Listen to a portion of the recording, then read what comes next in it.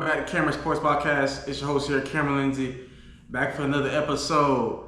Today's episode, we're going to be talking some high school football. Also, again, there's a lot of schools starting their 2024 season this week. As far as last week, if you watched episode 55, like I said, high school football season kicked off last week, and we got some more schools kicking off, and also some more games to talk about. And also, the 2024 college football season starts this week also with week 0, headlined by number 10 Florida State taking on Georgia Tech in Dublin, Ireland.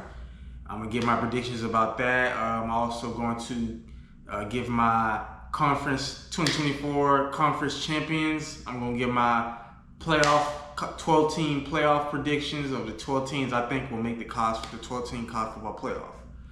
But yeah, let's get right into it, y'all. I'm ready to talk some football. So start off, some high school football. Like I said again, season started off for some teams last week. Starting off with number 16 Carrollton. They defeated Woodward Academy 24-14 on ESPN2. The game was on ESPN2 week 1. Like I said, I thought this game would be a blowout. I'm not even gonna lie, because Carrollton has a lot of firepower, led by their 5-star recruit quarterback Julian Lewis, USC commit in the 2025 class. Like I said, he's legit. I've seen videos of him working out when he was a freshman, 8th grade freshman in middle of high school. He was working out with NFL players like Derwin James and I think Odell and such. So he is legit, and he's right now committed to Lincoln Riley and the USC Trojans. Now, like I said again, there's potential for him to flip, but I'll say that for a different episode. But yeah, it was, for the most part, it was a good game. Like I said, I was wrong. I thought it'd be, because like I said, Carrollton has too much firepower from the highlights that I've seen. And I watched a little bit of Woodward Academy. I wasn't really that impressed. Like, nothing flashed out to me, but they do got a lot of good players, like Jerome Bettis Jr., the Hall of Fame running back Jerome Bettis. His son plays on that team. Rodney Harrison, his son plays on that team.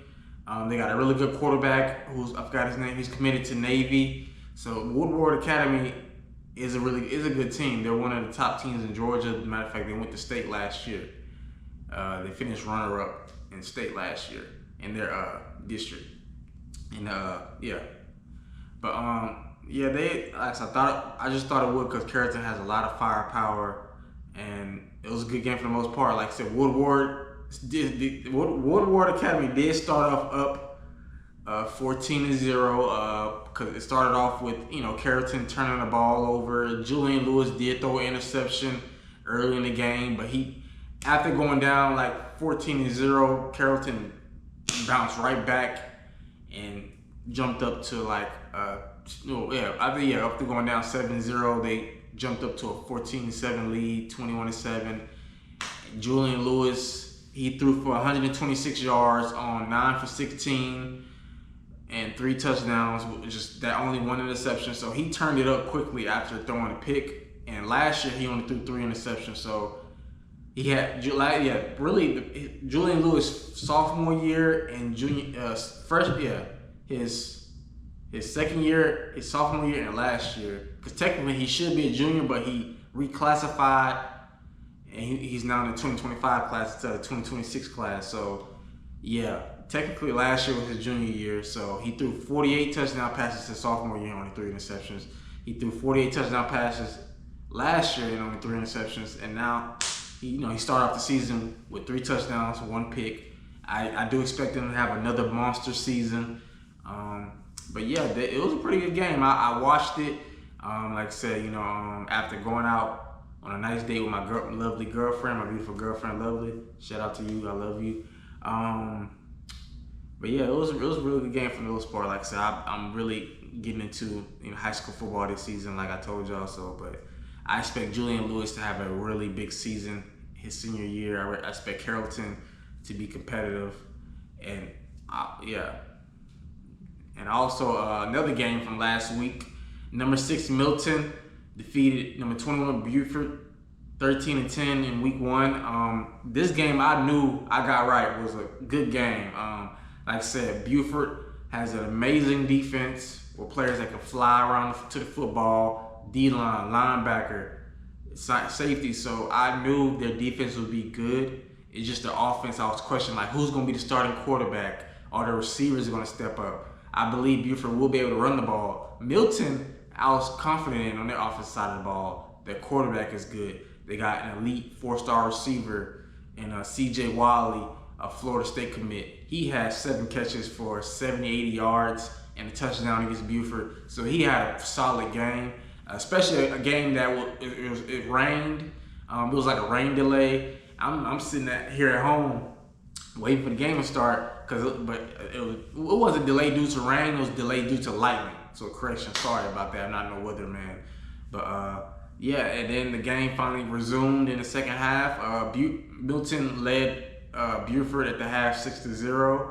So Buford's defense is legit. Now, as far as quarterback for Buford, that did get answered to me. So it turns out the younger brother of now starting quarterback for the University of Nebraska, freshman Dylan Raiola, who was a starting quarterback last year for Buford. His younger brother, number 10, Dayton Raiola, is the new starting quarterback for Buford. He is, like I said, he is Dylan's younger brother. He was solid. Like, it's the first game of the season, so I'm not going to really judge him like, blah, blah, blah, like some people may do, but it's the first game of the season. It's his first year as a starting quarterback, probably, maybe first year on varsity.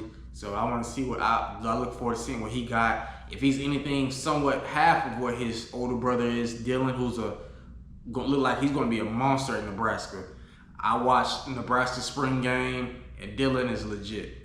Today, as I'm recording this episode, I just found earlier, before I recording this episode, I found out Dylan Raiola will be his name, the starting quarterback for Nebraska. So Matt Rule has named Dylan the starter, which I kind of knew because he balled out in the spring, and he's been balling out in fall camp. So, and I think that's the right decision. Like, if you want to bring Nebraska back to the Providence that it used to be, having somebody like a 5-star quarterback like Dylan Raiola, who flipped from Georgia to you, that could be a start to shoot Nebraska back to Providence. Now, I'm not saying they go compete for the Big Ten this year. No, maybe later on they possibly might. They probably might, but it's gonna be hard because Ohio State, Penn State, Oregon now in the Big Ten. Michigan, even though they might not be as good as they were last year, Michigan's not going nowhere. So it's going to be really hard for Nebraska. If they do make it to the Big Ten championship, Dylan Raiola is going to be a first-round pick, probably a first overall pick. I mean, he may be a first overall pick regardless. So, but yeah, his younger brother, Dayton Raiola, is now the starting quarterback for Buford. And speaking of CJ Wiley, for Milton, like I said, again, he had 7 catches for about 70, 80 yards and a touchdown. He looked pretty good. Again, he's a big receiver, 6'4", a little bit over 200 pounds, fast, athletic. So I think Florida State is going to be getting a really good receiver in the 2025 class with him. But now let's get into some high school games this week. Starting off with Grayson here in Georgia. They're 0-1. They lost a close game to Collins High School. They will be taking on the Thompson Warriors here in Alabama Thursday, August 22nd at 8 p.m. ESPN 2. So if you want to watch this game between Grayson and Thompson, that'll be August 22nd, 8 p.m. ESPN 2. Some key players to look out in this game, starting with Thompson. The quarterback Trent Seaborn, who's 6'1", 190 pounds. He's in the 2027 class. He's right now uncommitted. He's pretty good. I heard about him when he was in 8th grade. He started for Thompson as an 8th grader. He wasn't technically in high school yet. He won a state championship as an 8th grader against Auburn. That's how really good he is. And he's, he got offers from schools like Alabama, Georgia, Auburn. So he got a lot of Power 5 offers right now. And, he, like I said, they made it to the state championship last year. But, of course, they lost to Central High School here in Phenix City, where I'm currently located. But, yeah, he's legit. You also got defensive back Anquan Fegas. I'm sorry if I'm pronouncing that wrong. He's a 6'1" and 190-pound defensive back in the 2025 class. He's committed to Auburn. You got defensive end Jared Smith, 6'7", 235 pounds. He's also committed to Auburn in the 2025 class. Yeah, he's a big one. I definitely look forward to seeing him play. That's 6'7", 235. Woo, that's a big boy. Big boy. Yeah, this looks like it's gonna be a great game. Grayson, like I said, I heard a bit about them. They're a pretty good high school team. Thompson is a powerhouse nationally, and especially in the state of Alabama, because Thompson has won the past, I think, 3 out of 4 state championships, 7A class state championships in the state of Alabama. So yeah. But this game, I'm going with Thompson, because I think Thompson has a lot to prove. I know they're mad they're motivated based off losing in the state championship game to Central. I expect a big game from Trent Seaborn. It's gonna be a good game, but I think Thompson is gonna win.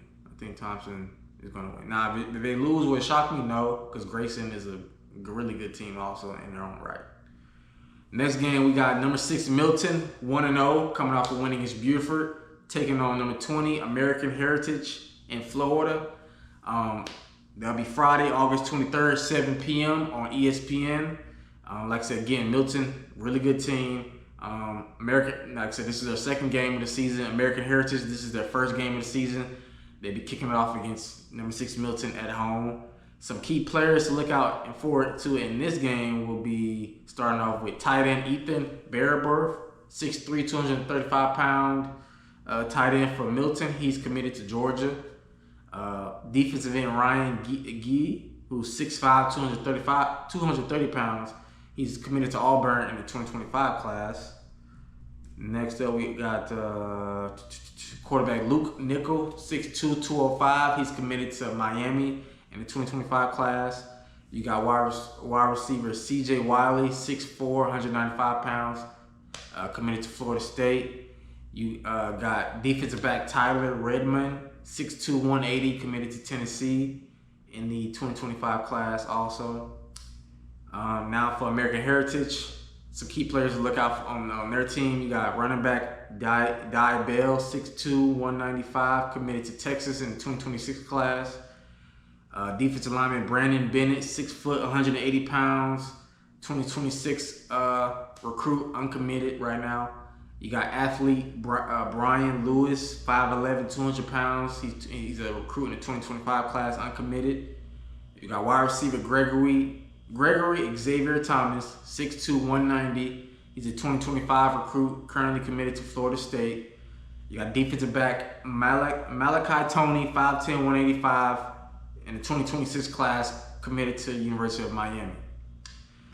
This game, like I said, I think, it's going to be also a good game. Like I said, you got a top 25 national game between the two of the top 25 high school teams in the country. I don't know too much about American Heritage, so I can't really say, they're going to get blown out. I'm not going to say that at all. I hope for a great game. I really do. I really do. I was impressed by Milton last week. It was a close game. They found a way to win against Buford. So yeah, I see why they're ranked in the top 10 at number 6. But I probably will have to lean more towards Milton in this case. But I do hope to see a great close game. Next up, we got another game. Number 2, Bishop Gorman, coming off a win last week, 1-0. Taking on number 11th ranked ST Thomas Aquinas, if I'm saying that right. That game will be Saturday, August 24th, 4 p.m. on ESPN. Some key players to look out for, starting with the Bishop Gorman offensive line. Sorry if I'm saying his name wrong. Offensive lineman S.J. Alafulituli. I'm sorry, y'all. He's 6'3", 290 pounds in the 2025 class, committed to Miami. You got defensive lineman James Carrington, 6'2", 270 pounds in the 2026 class. He's uncommitted. Wide receiver Derek Meadows, 6'5", 200 pounds in the 2025 class. He's uncommitted. Offensive lineman Douglas Utu Sorry if I'm saying his last name wrong. 6'5", 300 pounds. He's in the 2025 class. Currently committed to Tennessee. You got defensive back Jet Washington, who's 6'4", 175 pounds. In the 2026 class, he's currently uncommitted. Then you got linebacker Tre'Varius Daniels, 6'2", 205, and 6'2", 205 in the 2025 class, committed to the University of Maryland. Like I said again, I don't know too much about St. Thomas Aquinas, but some of the videos I've seen on social media, I can definitely know they're a good team. Especially any team that's ranked in the top 25 national high school football rankings is obviously a really good team. Bishop Gorman is a really, really good team. Like I said, undefeated last year, number 2 ranked nationally. I hope to see a great game. I really do, especially with a top 15 matchup. It's going to be interesting, seeing Bishop Gorman go on the road, a team in Las Vegas traveling to Florida to play St. Thomas Aquinas. So, yeah, but I'll have to probably lean more towards Bishop Gorman. They put a pounding on, I forgot the team they played from Hawaii. They beat them 33-7. Yeah, but I don't think this will be a blowout. I expect a close game between these two schools. Next up, you got number 4 ranked St. John Bosco from California taking on number 9 Chaminada-Madonna. Sorry if I'm saying that wrong.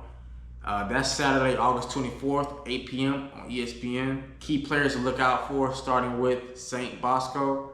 Defensive lineman Max Almazeo, 5'11", 250 pounds. Uncommitted in the 2025 class. You got defensive end Butch Horsrick, 6'1", 230 pounds. In the 2026 class, uncommitted.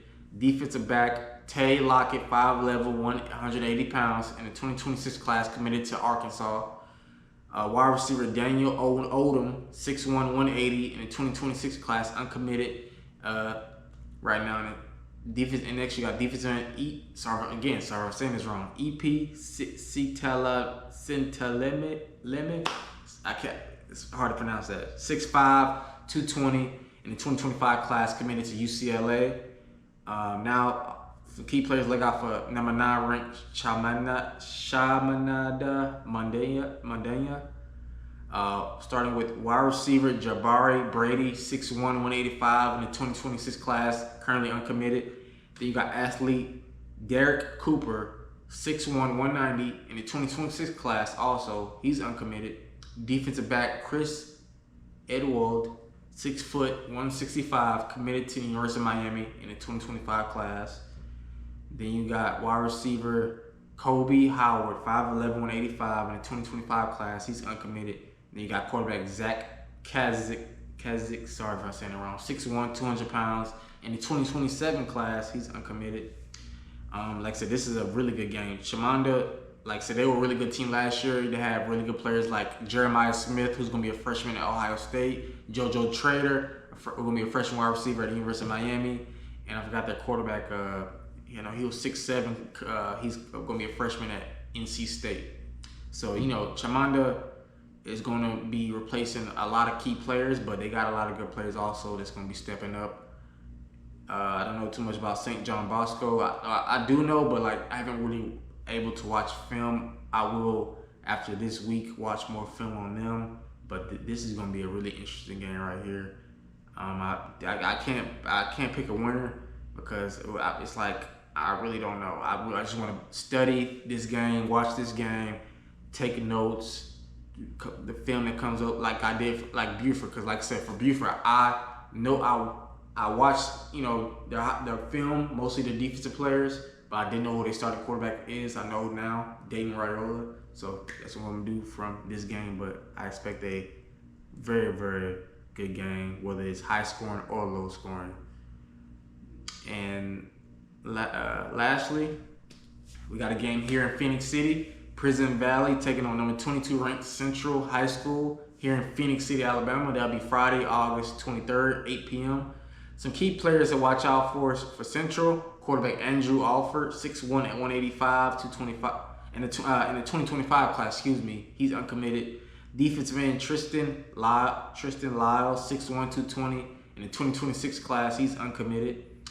Wide receiver Dylan Upshaw, 5'11", 175. In the 2025 class, committed to the University of Miami. Offensive lineman Mal Waldrip, 6'5", 320 pounds, committed to the University of Alabama. Defensive running back Tristan Williams, 5'10", 185. In the 2025 class, he's uncommitted. But those are just a few players, key players for Central. They got a lot more players to watch out for. Like I said, Central is a very good program. And I think they got a real good shot to repeat as 7A state champs in the state of Alabama.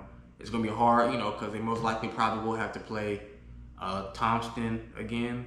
But I think they got a real good shot to go undefeated, even beat IMG. But when that game comes, I'm definitely going to talk about that. Heck, I'm probably going to be at that game in person. So, yeah, I can't wait. But I'm going Central all day. I think this is probably going to be a blowout. I don't know too much about President Valley, but Central is really good. Andrew Alford led the state of Alabama in passing yards and passing touchdowns last year. So he's highly underrated, very good. I'm surprised he only got one offer. He, right now from Georgia Southern, he's a very good player. I think he deserves to get more offers than he does now. And I think a lot of schools should take a look at him right now. And like I said, Dylan Upshaw, I expect a big season from him. He's the number one receiver right now. Cam Coleman, who's going to be a freshman receiver at Auburn. I can't wait to see him play. He's going to be my favorite freshman to watch this season in all of college football. But I expect Dylan Upshaw. He's a fast, really good route runner for Central. He had a big season last year, over 1,200 yards, 18 touchdowns. So I wouldn't be surprised if he has something like 1,500 plus, like 1,800 plus yards, maybe 20 plus touchdowns, something like that. But I think he's going to have a really good season as a number one receiver. And he already has a really good connection with Andrew Alford. So I expect a big season from both of them too right there. But yeah, those are the high school games to look forward to this, week. A lot of games on ESPN. I definitely advise you to tune in because I for sure will be tuning in at least when I get off work because I do have to work Saturday. I know I do this podcast, but I do have a job. I'm not gonna work for ESPN tomorrow. One day I will, but right now working. But hey, gotta do what you gotta do. I'm gonna get there. But let's talk some college football. It's week 0. Are y'all excited? Man, I'm excited. I almost cussed. I am excited. I am excited. Very excited because, it's the first year of the 12-team playoff. I want to see what happens. I miss talking football. I miss watching football. I'm excited. But let's get into it. I made my 2024 conference champions list of teams I think gonna win each conference. So let's get right into it. Let's start something slight with the MAC conference. I picked Toledo mainly because Toledo every time I watch them, they always have a good program. Almost every year they compete for the MAC championship. Last year they won it. So I know regardless of, I don't know right now, how their team looks right now, but I have faith that Toledo is the favorite. It should be the favorite, and I think they're going to win the MAC conference. Next up, we got the Sun Belt. I'm torn between Appalachian State or Texas State, but I'm going to lean a little bit more towards App State to win the Sun Belt. I see App State and Texas State playing each other, but I'm going to go App State to win the Sun Belt Conference. Next up, we got the American Conference. With this one, a little bit hard to say, but because I'm going to go either Memphis or Tulane, but I'm leaning more towards Memphis. Both of these schools are usually pretty good and competitive, especially Tulane. Tulane has been very good the past 2 years. If the 12-team playoff was last year or the year before that, Tulane would have made the college football playoff, probably. Maybe Liberty would have made it last year because they was the highest ranked group of 5 team, but Tulane probably would have made it one of those 2 years. Next up for the Mountain West, I'm going Boise State Like I said, I like Boise State's team right now. I expect them to potentially be a dark horse to make the college football playoff, but I got one team ahead of them, and that team is my pick to win the Conference USA Conference, and that's Liberty. Liberty is returning their star quarterback and a star running back, so I expect them to be very good on offense. In their first year in the Conference USA last year, they dominated the conference. They won their conference, so I expect them to win it again. I think they're going to make the college football playoff. Now, I don't know if they're going to be competitive in it because when they played the New Year's Six Bowl against Oregon, they got blown out.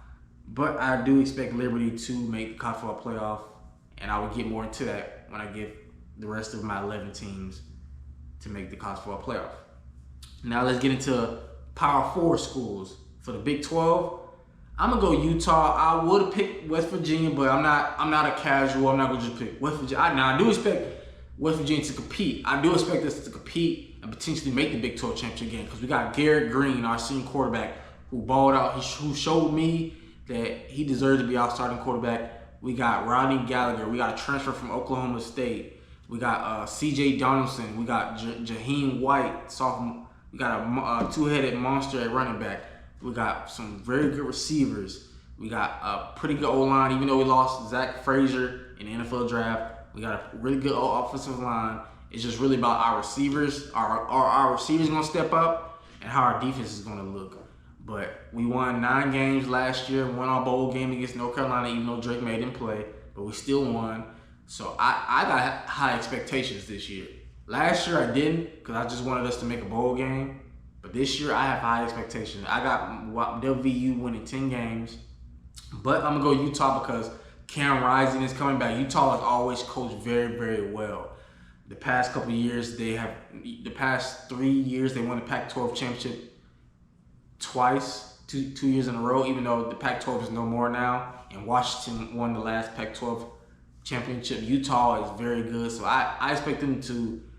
I don't have no problem with Utah being the favorite, so I will have to lean more towards Utah because I trust Cam Rising, if he's healthy, a little bit more than Garrett Green, just a little bit, but yeah.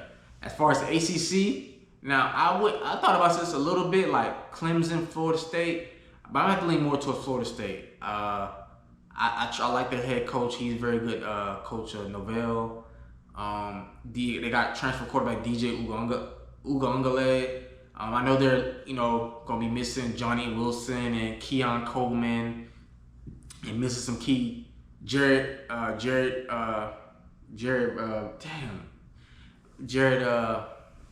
number 5 Jared from a defensive lineman, first round pick, drafted by the Rams. Jared Verse. Brandon Fisk, those 2 edge rushers on the defensive line, they're going to be missing them. But I do expect Florida State to plug in and replace those 2. So I think they're going to be very competitive. I just trust Florida State more than Clemson. I know Clemson had a good year, but not to Clemson standards. Like, is Dabo back? Dabo is one of the best college football coaches in the country, but you got to get into the portal. Like, because Clemson is not. They're not. Yeah, they still gonna get some 5-star recruits, like maybe 1, and mostly gets 4-star recruits. But back then they used to get 5-star recruits like boom, boom. Now, nope. They're going to Alabama. They're going to Georgia, Auburn, Oregon.